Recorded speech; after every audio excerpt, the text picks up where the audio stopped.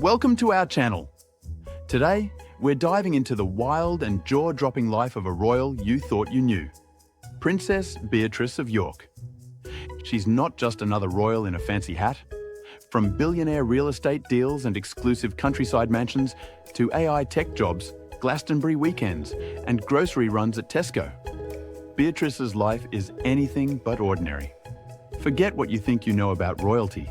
This is next-level living. So sit back, grab a drink, and get ready to see how Princess Beatrice lives and why it's absolutely insane. Let's jump in. 1.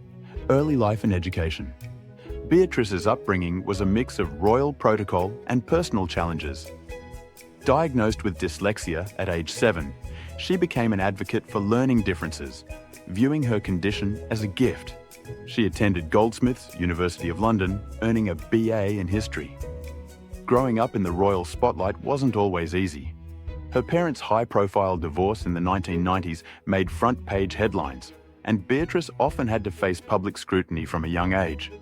But instead of hiding from the chaos, she learned to move with confidence in a world where every move was watched, and often judged. That early exposure to pressure gave her a thick skin and a grounded sense of identity. Even during her school years, Beatrice showed a quiet resilience. She didn't just focus on academics. She got involved in community projects, extracurriculars, and even began making speeches about dyslexia as a teen. Unlike some royals, she was never content just being part of the royal furniture. She was determined to turn her challenges into purpose. 2. Career and professional life.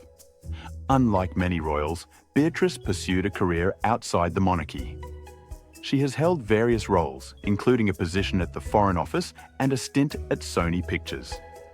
Currently, she serves as Vice President of Strategic Partnerships at Affinity, a software company specializing in artificial intelligence. What sets Beatrice apart is that she never used her title as a crutch. In fact, she kept her royal identity low-key in most of her business dealings. Colleagues have described her as focused, humble, and surprisingly sharp in boardrooms. Her work at Affinity places her at the cutting edge of tech, helping global companies optimize customer experience using AI, a far cry from royal banquets and palace gardens. She's also made strategic moves behind the scenes, quietly networking with CEOs, entrepreneurs, and philanthropists across the globe. Her professional calendar often includes everything from think tanks and women in leadership panels to tech summits and global finance meetings. While the tabloids chase Meghan and Kate, Beatrice is out there making real power plays without the spectacle. 3. Personal life and family. In July 2020, Beatrice married Edoardo Mapelli Mozzi, a multi-millionaire property developer and descendant of Italian nobility. The couple has a daughter, Sienna Elizabeth, born in 2021, and Beatrice is also a stepmother to Edoardo's son, Christopher Wolfe, from a previous relationship. What makes their relationship unique in royal circles is how modern and blended their family dynamic is. Beatrice has embraced her role as a stepmother with open arms, and by all accounts, she's hands-on, present, and deeply involved in both children's lives. The family is often spotted on countryside walks, low-key holidays, and out at art galleries, far from the pomp and performance of Windsor Castle. Unlike many royal weddings that turn into global spectacles, Beatrice and Edoardo's ceremony was intentionally private and low-profile, held at Windsor during the pandemic. No grand parade, no celebrity guest list, just close family, heartfelt vows, and Queen Elizabeth herself in attendance. That move alone said a lot. Beatrice isn't chasing the spotlight. She's building a life that feels real. 4. Lifestyle and residences. Beatrice and her family reside in a £3.5 million farmhouse in the Cotswolds, offering a blend of rural tranquility and luxury. Despite her royal status, she is often seen engaging in everyday activities like shopping at Tesco and attending events such as Glastonbury Festival. The Cotswolds home isn't just a getaway, it's a full-on lifestyle shift. Surrounded by rolling hills and ancient oak trees, The estate includes sprawling gardens, a home gym, and interiors designed with a modern meets rustic aesthetic. It's worlds away from Buckingham Palace, but it's exactly the kind of private haven Beatrice thrives in. Somewhere her children can run barefoot without paparazzi lurking behind the hedges. 5. Royal duties and public engagements. While not a full-time working royal, Beatrice has taken on more responsibilities in recent years. She has represented the royal family at various events, including the World Economic Forum in Davos, where she discussed climate change and the role of private capital. Her royal appearances tend to fly under the radar, but that's intentional. Beatrice isn't looking to compete with high-profile royals. Instead, she leans into niche causes where she can bring real value, especially around education reform, tech innovation, and mental health. She's part of a new wave of royals quietly reshaping what duty looks like. Less waving from balconies, more working behind the scenes to drive results. 6. Fashion and public image.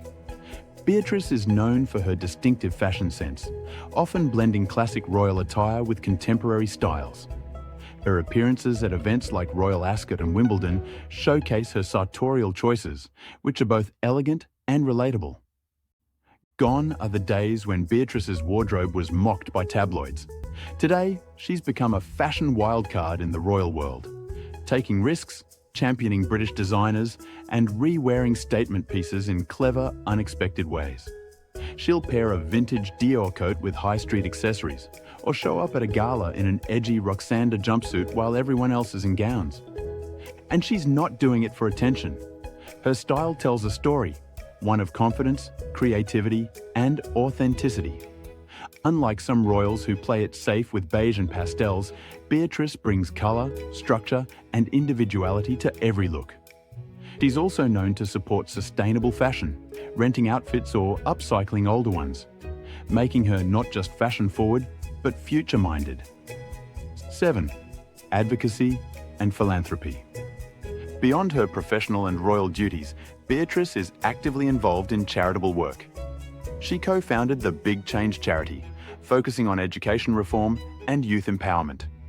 Her advocacy extends to raising awareness about dyslexia and supporting various health and education initiatives. What makes her philanthropy stand out is how deeply personal it is. Beatrice doesn't just lend her name to causes, she participates. She's visited classrooms, spoken at education summits, and spent real time with students struggling with learning difficulties. Her dyslexia isn't something she overcame and moved past. It's something she brings into every room, using her experience to challenge outdated systems. 8. Balancing royalty and normalcy. Beatrice's life is a testament to balancing royal obligations with personal authenticity. She navigates the complexities of her family's public image while maintaining a grounded and relatable presence. Her approach to motherhood, career, and public service reflects a modern interpretation of royal life. She doesn't live in a palace. She doesn't rely on taxpayer money. And she's not looking to be the center of the royal universe. That's exactly why so many people are starting to take notice. Beatrice has quietly built a life that isn't defined by headlines, scandals, or family drama, but by intention, privacy, and purpose. And there you have it, the surprisingly bold, off-the-rails, and seriously impressive life of Princess Beatrice.